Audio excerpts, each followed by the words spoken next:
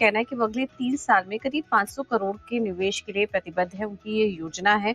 Company 200 crore operation और 300 crore capex पर खर्च करेगी। तो ये एक पॉजिटिव डेवलपमेंट यहाँ पर कंपनी के लिए और ये आउटले कंपनी के मौजूदा जो उनका कारोबार है उसको काफ़ी मजबूती देगा, जिस तरह का निवेश प्लान यहाँ पर टीटीके प्रेस्टीज की तरफ से हो रहा है। तो यहाँ पर आप तेजी करके चल सकते हैं आज इस खबर के चलते। टारगेट 693 का लगाइए, स्टॉप लॉस होगा 673 का। चलिए, तो टीटी के प्रेस्टीज इस पर नजर रखनी है। मेरी तरफ से कैश स्पेस में स्टॉक मैंने चुना है टारल यानी कि ट्रांसफॉर्मर्स एंड रेक्टिफायर्स इंडिया का। यहाँ पर खरीदारी करने की राय है। योसंग टीएनडी इंडिया से करीबन 166 करोड़ का इनको ऑर्डर मिलता हुआ दिखा है और अगले वित्त वर्ष में इस ऑर्डर को पूरा करना होगा। सिंगल फेज कपलिंग ट्रांसफॉर्मर्स की सप्लाई के लिए ये ऑर्डर मिलता हुआ दिख रहा है। तो 376 रुपए का टारगेट्स बनाइए। 367 रुपए की क्लोजिंग रही है। 360 रुपए का स्टॉप लॉस भी आपको बनाकर चलना है, क्योंकि बाजार में छोटे मझोले शेयरों में आपको लगातार एक बड़े रूप में वॉलेटिलिटी देखने को मिल रही है। तो स्टॉप लॉस आप स्ट्रिक्टली जो भी कॉल्स हम आपको दे रहे हैं उसको फॉलो कर चलिए। चलिए, कैश स्पेस की तो बात हो गई है, अब आगे बढ़ते हैं फ्यूचर्स कैटेगरी की तरफ, जो हमारी डेरिवेटिव स्पेस की पहली कैटेगरी होती है। उसमें मैं जो स्टॉक चुना हूं वो मैं आपको बता देता हूं। मैंने स्टॉक चुना है मेटल स्पेस से हिंडाल्को का। इनफैक्ट आज हो सकता है कि मेटल स्पेस अच्छी तेजी में बनता हुआ नजर आए। ओवरऑल मूड माहौल भी अच्छा लग रहा है। जिंक और एल्यूमिनियम की जो कीमतें हैं वहां पर आपको जो है अच्छी तेजी बनती हुई नजर आई है और अल्कोआ का शेयर भी कल के दिन में करीबन 2% से ज्यादा गेन करता हुआ भी दिख रहा है। तो हो सकता है कि मेटल स्पेस में खासकर जो एल्यूमिनियम स्पेस के स्टॉक्स हैं वहां पर आज आपको अच्छा खासा एक्शन देखने को मिले। 611 रुपए की क्लोजिंग है। 627 रुपए के टारगेट्स के लिए हिंडाल्को के फ्यूचर्स में करिए खरीदारी। 600 रुपए का आपको रखना है स्टॉप लॉस। बिल्कुल, तो हिंडाल्को में तेजी करने की सलाह। डेरिवेटिव स्पेस से मेरे रडार पर है एसबीआई कार्ड। यहाँ पर आप तेजी करके चल सकते हैं। कल खबरों में भी था ये स्टॉक नए अपॉइंटमेंट के चलते, तो ये तो एक ट्रिगर है ही। साथ ही हाल फिलहाल में कुछ अपग्रेड्स भी आए हैं यहाँ पर। अभी एचएसबीसी की तरफ से भी कुछ अपग्रेड्स हुए हैं। रेड्यूस से बढ़ाकर बाय की रेटिंग है। टारगेट जो है वो 560 से बढ़ाकर 1000 का कर दिया है। मौजूदा भाव जो है वो 880 के आसपास कारोबार कर रहा है और इनका ये भी कहना है कि अब क्रेडिट कार्ड इशुएंस के जो आंकड़े हैं वहां पर काफी सुधार देखने को मिल रहा है। मनी मार्केट में जो धीमापन आ रहा है वो भी कंपनी के लिए काफी पॉजिटिव होगा। तो इस वजह से एसबीआई कार्ड में आप तेजी करके चलिए। ट्रिगर्स आगे के लिए काफी पॉजिटिव नजर आ रहे हैं। लेकिन आज जैसा कि कुशल ने भी आपको कहा कि जो भी ट्रेड आप बाय का ले रहे हैं स्ट्रिक्ट स्टॉप लॉस के साथ लीजिए। तो यहाँ पर 856 के स्टॉप लॉस के साथ आपको तेजी करके चलनी है। टारगेट होगा 882 का। आगे बढ़ते हैं ऑप्शन कैटेगरी की तरफ और ऑप्शंस में मैंने चुना है एचडीएफसी बैंक को। हमने देखा कि हाल फिलहाल बाजार में काफी ज्यादा उतार चढ़ाव था। मोमेंटम में हमने देखा कि काफी ज्यादा वॉलेटिलिटी यहाँ पर देखने को मिली थी। लेकिन उस बीच भी देखिए एचडीएफसी बैंक जो है वो स्थिर कारोबार कर रहा है। कल के दिन भी हमने देखा कल का वॉलेटाइल सेशन में एचडीएफसी बैंक हरे निशान में क्लोज हुआ है और पिछले काफी समय से एक्सपर्ट्स के रिकमेंडेशन लिस्ट में भी है ये कंपनी एचडीएफसी बैंक और कुछ बड़ी लार्ज कैप कंपनियां। इस मार्केट वॉलेट जो इस समय का उतार चढ़ाव दिखाई दे रहा है इसमें आप इस तरह की कंपनियों पर नजर रख सकते हैं, क्योंकि एचडीएफसी बैंक में यहाँ पर आप 1720 का कॉल खरीद सकते हैं। 19 रुपए के आसपास, 19.5 रुपए के आसपास मिल रहा है। तो 18 रुपए का लगाना है आपको स्टॉप लॉस। टारगेट लगाइए 27 रुपए का। तो एचडीएफसी बैंक ऑप्शन कैटेगरी से ये अगला स्टॉक। कुछ आपकी तरफ से अगले रिकमेंडेशन। बिल्कुल, तो मेरी तरफ से ऑप्शन कैटेगरी में पिक है एनटीपीसी की और यहाँ पर खरीदारी करने की राय है। अगर आप देखिए तो काफ़ी दिनों के बाद इस सरकारी कंपनी में एक स्ट्रॉन्ग अप मूव आपको देखने को मिला। कल आप देखिए तो अच्छा खासा चार्ट्स पर इसका एक्शन था। करीबन 2-2.5%, 3% तक की इनफैक्ट तेजी बनती हुई नजर आई थी। तो एनटीपीसी का मुझे लग रहा है कि आज भी अच्छा एक्शन देखने को मिल सकता है। फॉलो ऑन मूव 310 रुपए का कॉल ऑप्शन खरीद कर चले, 6 रुपए पर आपको मिल जाएगा। 11 रुपए के टारगेट्स के लिए एनटीपीसी के कॉल ऑप्शन में करिए खरीदारी। 4 रुपए का आपको बनाना है यहाँ पर भी स्टॉप लॉस। तो चलिए, फर्स्ट 3 कैटेगरीज जो हमारी होती है इस शो की वो तो हमने आपको विस्तार से और तर्क और लेवल्स के साथ बता दी है, बट ऑफकोर्स आगे और भी कैटेगरीज लेकर आएंगे। उसके पहले लेते हैं एक छोटा सा ब्रेक।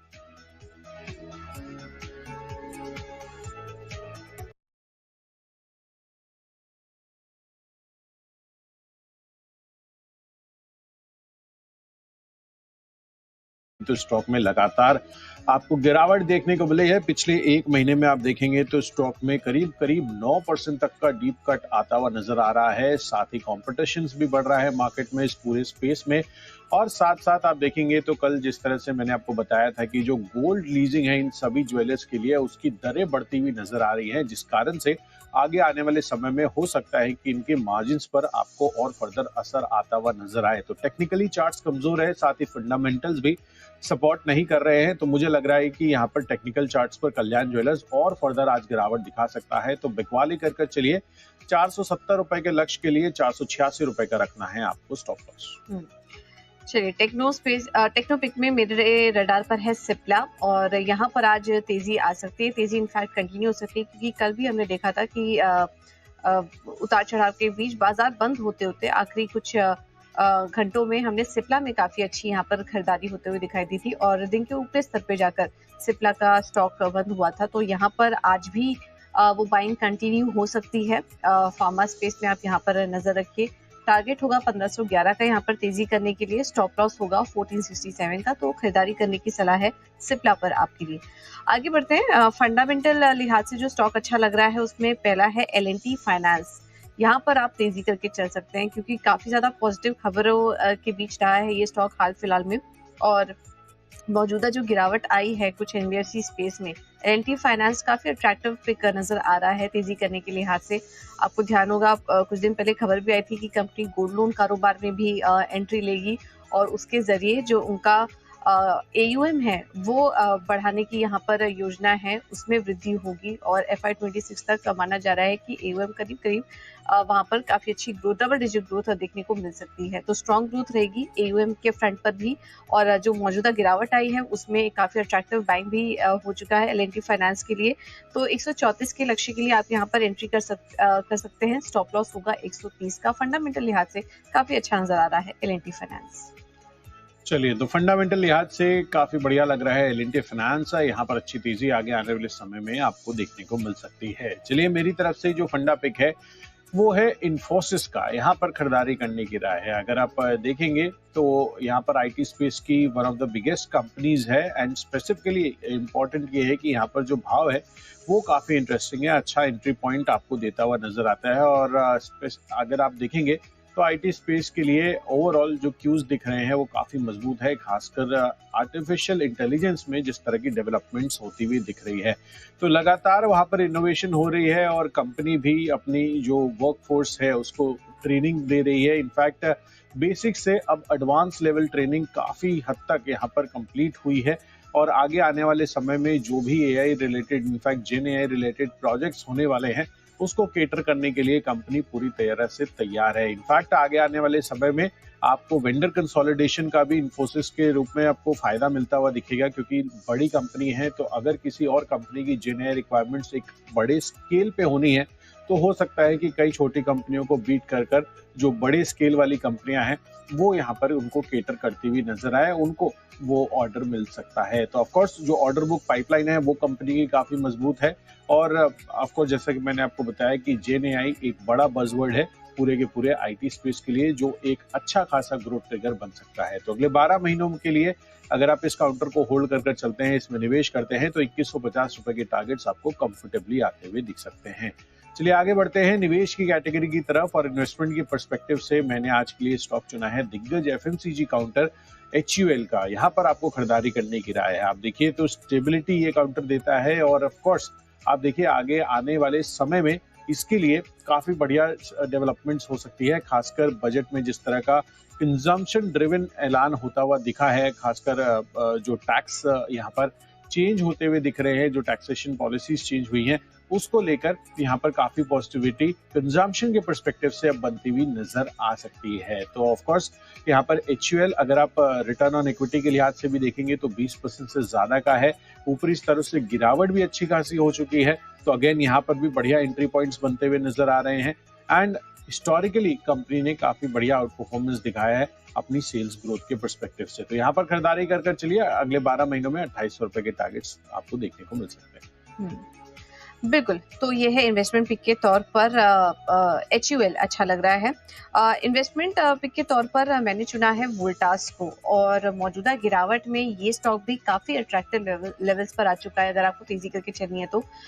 जनवरी से मार्च ये क्वार्टर थोड़ा बेहतर रह सकता है कंपनी के लिए, लेकिन जो फर्स्ट हाफ 26 की जब शुरुआत होगी तो उसमें भी माना जा रहा है कि नतीजे काफ़ी अच्छे होंगे क्योंकि समर सीज़न की शुरुआत हो जाएगी, तो उसमें बिक्री के आंकड़े काफ़ी अच्छे रह सकते हैं और आरईसी इंडस्ट्रीज़ में मजबूत डिमांड ट्रेंड दिखाई देगी, जो कि एक काफ़ी अच्छा ट्रिगर होगा यहाँ पर कंपनी के लिए और वो आने वाले नतीजों में भी रिफ्लेक्ट करेगा। इस वजह से भी सेकेंड हाफ FY 25 में जो है वो नतीजों में सुधार भी होगा और मजबूत मांग से भी बिक्री को यहाँ पर सहारा मिलता हुआ दिखाई देगा। तो आने वाले जो 6-7 महीने होंगे वो कंपनी के लिए काफ़ी इंपॉर्टेंट होंगे।